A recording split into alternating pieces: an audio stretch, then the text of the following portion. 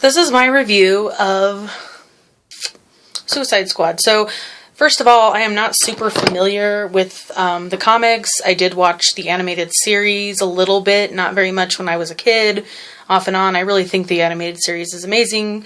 Obviously, we all know the star of the movie is Harley Quinn because she hasn't really been played in a movie before, and her story is very integral to the Joker's. The movie started out interesting. It wasn't a bad movie. It was a little slow. It was a good movie all in all, but basically, just from things that I've heard and whatnot, and I don't really like to watch reviews of movies before I see them because I don't want to get that painted for me, and I'm like a huge fangirl type. But, Harley Quinn's story is only half told. I like that they make her a big, mushy-hearted girl. Like, she's tough and she's crazy, but she's mushy-hearted. But anyways, that's not the whole gist of the movie. A lot of the characters really good. There was some, overly sentimental times, and when it started out slow, I was like, I need the action. I like the character development, that's great, but the action is what I came for the most part. I'm not able to give a great review right now, I guess, but it's not a movie that you should, disregard or whatever. I had a better review for Ghostbusters that I never posted on YouTube. Zack Snyder had a little bit to do with this movie, and I'm not going to tell you, the cliffhanger, but I don't think this is the end of the series, obviously. There's some really compelling characters and character development and a lot of emotional things going on.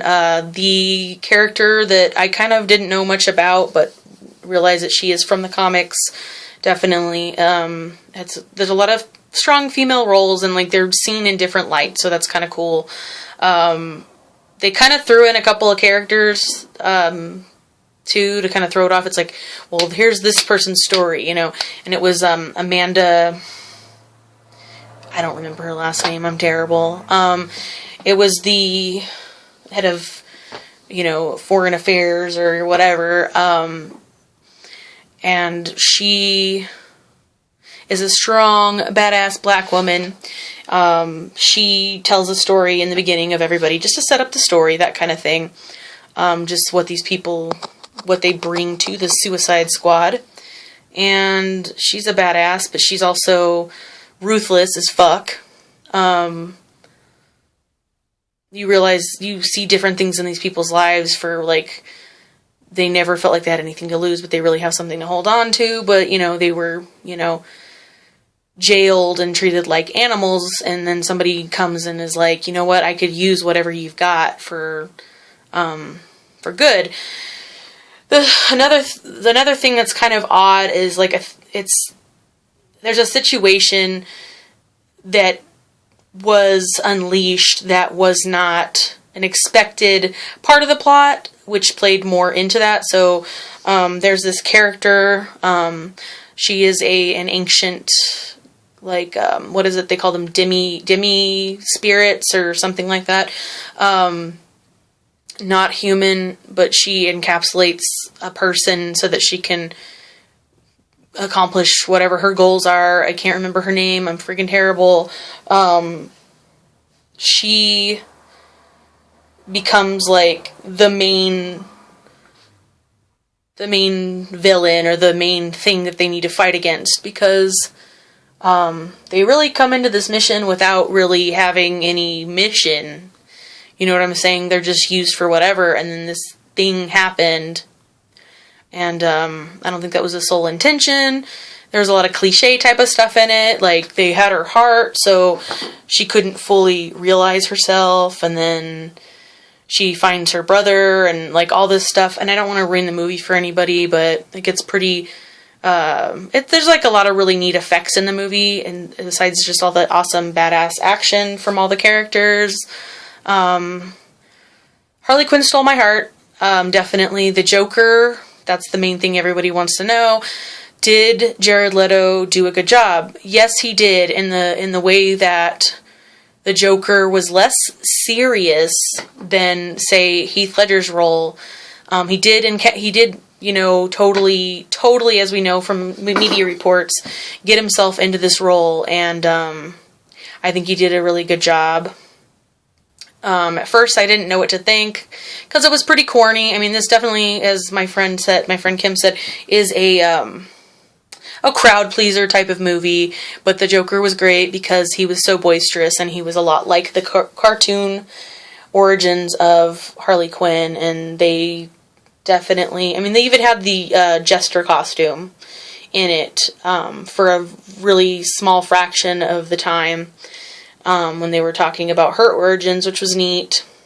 Apparently, some of that origin story is not completely accurate, but again, I'm not a comic book fan, so as little as she's actually appeared in the DC series of comics, and then became her own agent or whatever.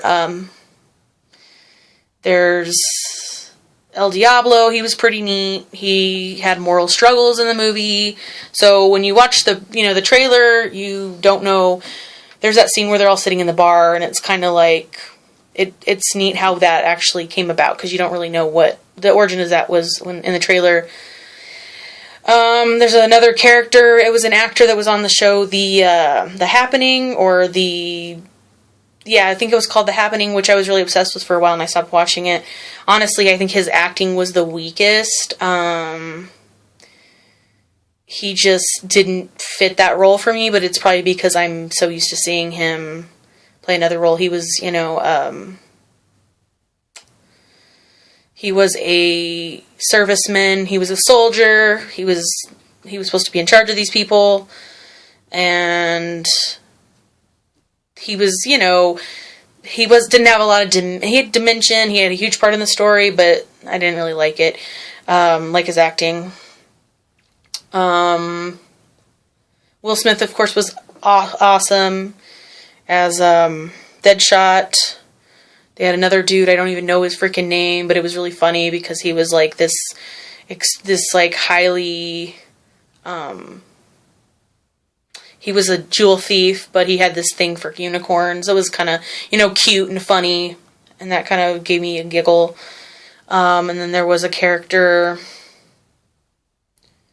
there was the Gator Man, and that was kind of like, whatever. I mean, he was cool. He was wearing like this, at one point in the movie, he got to wear clothing, and the first thing he wore was this like brown velour looking suit. So that was funny. Like, he of course didn't have a lot of character development, in my opinion, and he didn't really, so he was just a character, of course, and then like everyone else got a little bit more character development. And then there is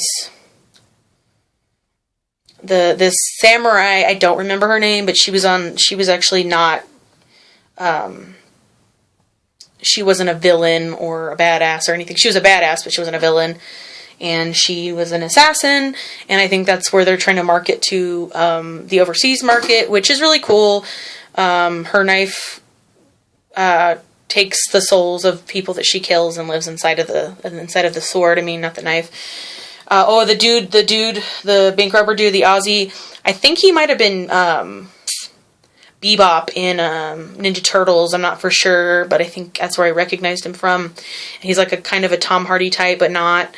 And it's funny because they call Harley Quinn crazy numerous times, and it was like, after a while, it's kind of like, meh, but that, I mean, her character development is pretty important, I think, to this.